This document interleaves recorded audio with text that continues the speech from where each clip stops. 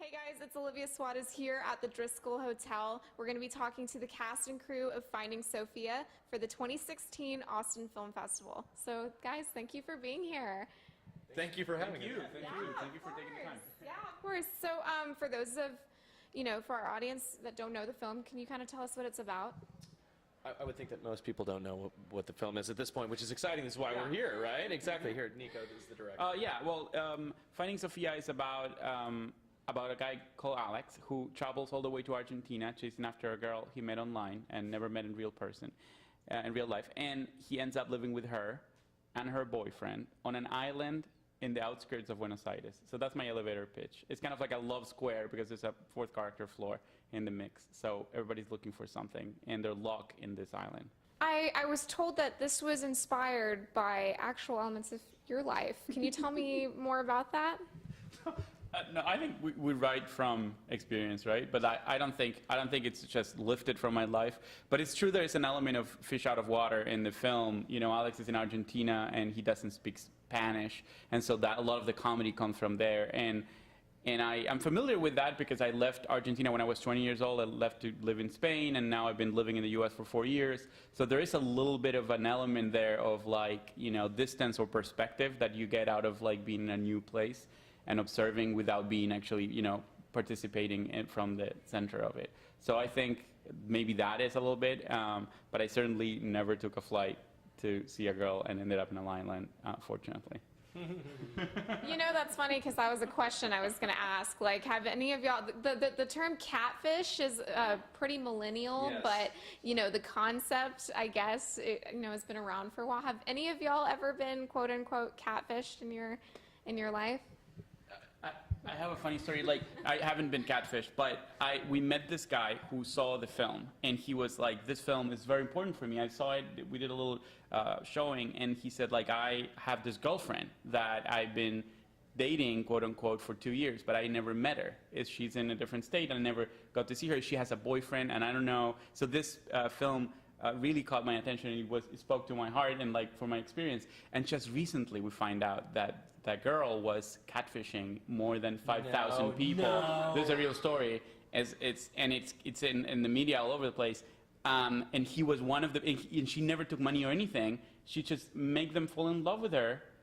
And there's 5,000 people. Wow. And they were talking on the phone. So like, I just met this guy who was then finding out the story was crazy. Yeah. So, but unfortunately, I've never been in that situation. You, Andrew? Been No, catfish? never catfish. No, right? No. Not Keep yet. it like that. No, yeah, no. I've been in a long-term boring relationship forever. Hey, that's not a bad thing. No, it's a I very mean, good thing. I'm very happy to not to have avoided that situation entirely. Yeah.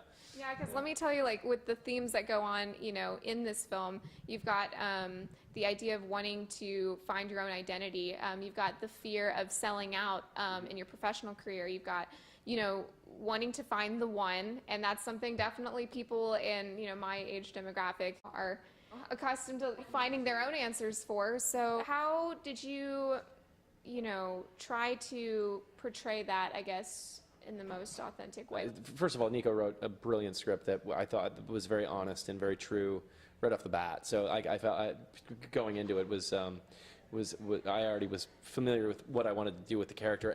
Also, like I was personally entered into a situation where I didn't know anyone, and I was in a country where I was completely unfamiliar with the culture and the people and the work environment, and so it was actually really appropriate.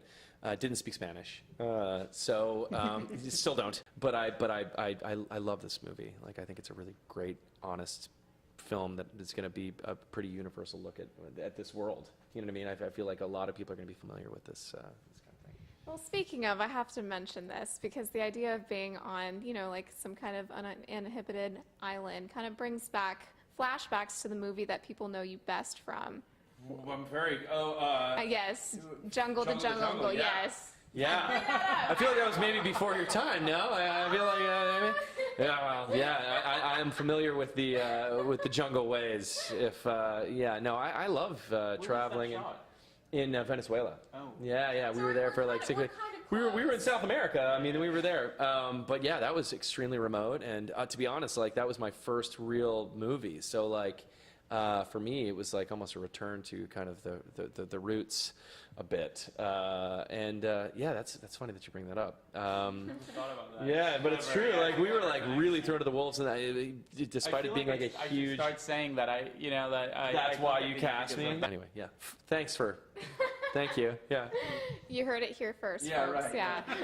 Yeah. So what was the dynamic like on set? You know, you're all in this, you know, you're in South America, you're working, you know, close to this set. You want to make it as authentic as possible. So what was it like? What was it like on set? For me, it was amazing. I mean, there were only 19 of us on the island working on this film, and I think roughly. And I counted one day. I did a head count. I was like, there's only 19 of us. So we all got extremely close, and we were all completely devoted to the material and to the project and the outcome. And I think because of that, like because it was such a small, unified and symbiotic crew, like we were able to communicate without even communicating. You know, this place actually is the way you see it in film. Like, it's barely cell phone connection, no internet whatsoever, almost at all. Like, I think we had internet twice, and everybody was desperate to send emails and talk to families. And so, like, it was pretty authentic. We have all sort of, you know, clouds of mosquitoes, like stinging caterpillars falling from the trees. We have everything, so it was easy to keep it real. We shot on basically a delta island, so logistics were very difficult because basically there's no roads, it's all boats. So the house is river to river to river, there's grocery boats, there's gas boats. So just from a production standpoint, it was kind of like, how do you even kind of pull that off? And it really just took a family. Like, we had the guys, you know, whose home we were shooting in, had a boat who's basically a guy who lives on that house, ran the boat for us and took us every day to and from where we needed to be, the hotels for the crew, getting the lunch every day and on time. And I think there was also just some like kind of ingrained and logistical challenges, plus mosquitoes that were like And the caterpillars that would fall from the tree. clouds of mosquitoes that we had to then figure out a way to bring in, you know, exterminators to like help the cast out because they were having to not. It's you know, not it so was crazy. those were jungle problems for sure. Hashtag jungle probs. Yeah. For sure. That one. So and this question is for each of you. Is there a scene in the film that you're excited for the audience to see? Some of my favorite moments don't involve me. You know, they're Nico's animation in the film.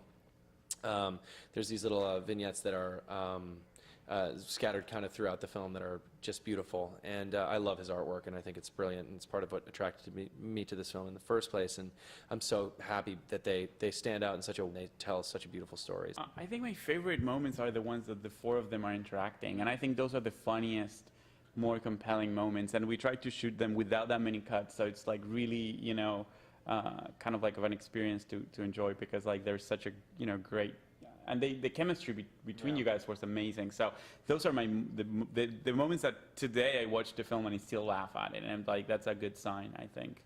Yeah.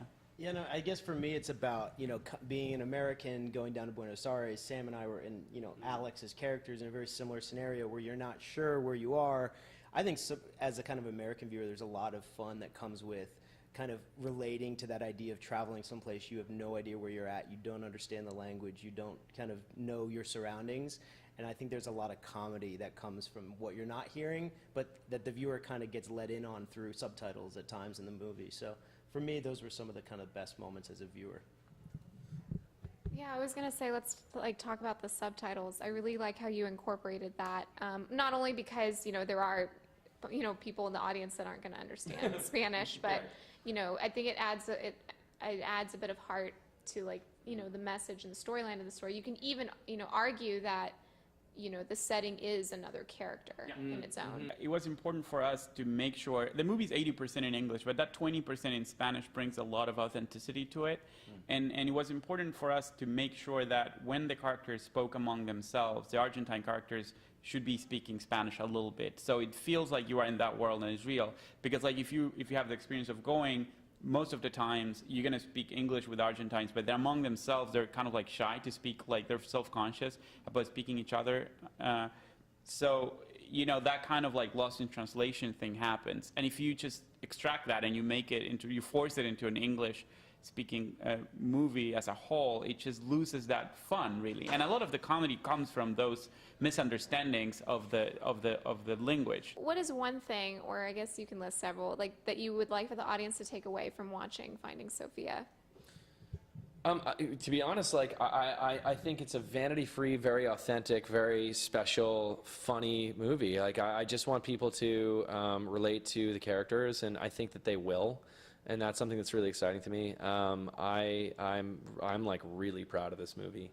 I think it's funny, and I think it's honest, and I'm proud of.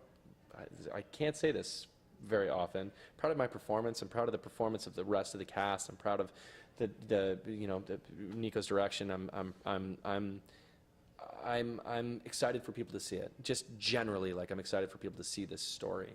I think I'm thinking about Austin and Linklater and those movies that you want to see once in a while, and you're gonna go back because you miss the characters in a way. I think it happens with Annie Hall, and it happens with like Before Sunrise, Before Sunset. I think those. I mean, my dream would be that this becomes a movie that you want to revisit because you want to spend time with the characters. There's a sense of lightness that we wanted to keep for the film, and keep it like something that you would think of of a place that you want to go back to. I think that's I think. I mean, I think mine is more like, I hope that we can find kind of the advocates for the film. Like, this festival for us is an opportunity for some of the first viewers to get a chance to see a really special movie. That it's special to be at a festival. This is our North American premiere, and I just want the first viewers who see the movie to really become kind of soldiers for it, because it deserves it. It's a really special one. Well, we're really happy to have you here. So thank you so much for sitting down with us, and best of luck with your new film. Thank you. So thanks, guys. You heard it here first.